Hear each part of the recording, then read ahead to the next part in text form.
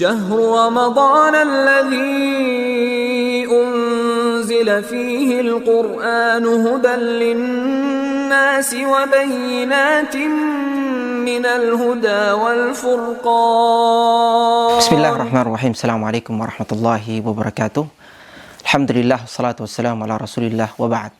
Kaum muslimin yang dirahmati Allah subhanahu wa ta'ala, setelah sebulan lamanya kita berpuasa, maka tentu puasa kita tidak lepas dari berbagai macam kesalahan dan khilaf selama kita melaksanakan ibadah puasa.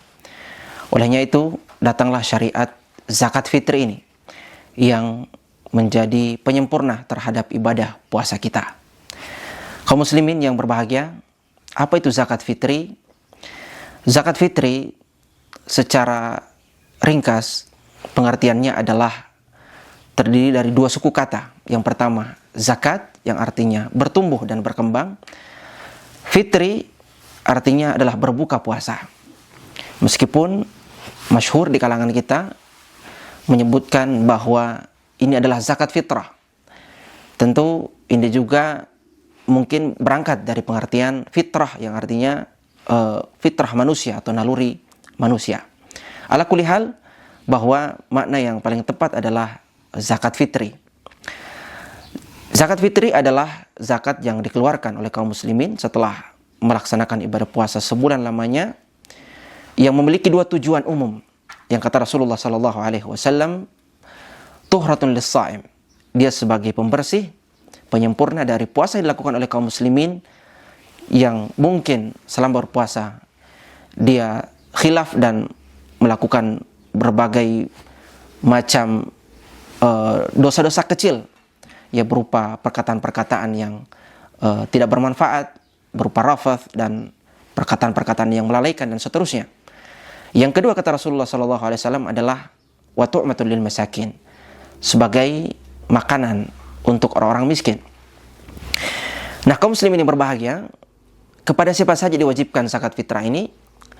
Zakat fitrah, kata Rasulullah SAW, diwajibkan dikeluarkan sebanyak satu sa' untuk alal abdi wal hur, untuk kaum muslimin baik dia adalah kalangan merdeka maupun hamba sahaya, wal dzakar wal untha, untuk laki-laki maupun perempuan, wal kabir was saghir, untuk dewasa maupun anak kecil.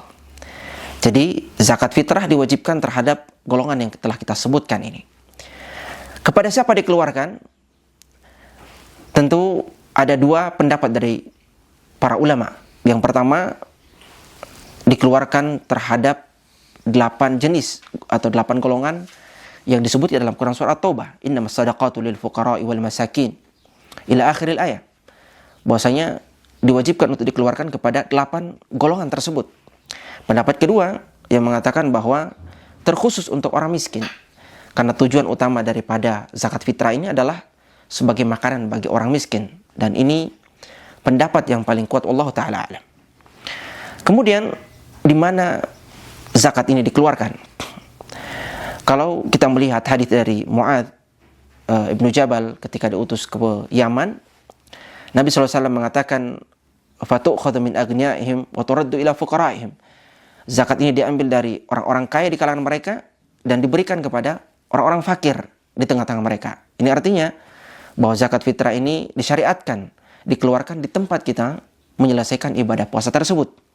Meskipun ada keluasan dari syariat kita bahwasanya jika dibutuhkan dan zakat itu harus dikeluarkan di tempat lain karena kaum muslimin membutuhkan lebih banyak di tempat itu, maka tidak mengapa zakat fitrah dikeluarkan di tempat lain.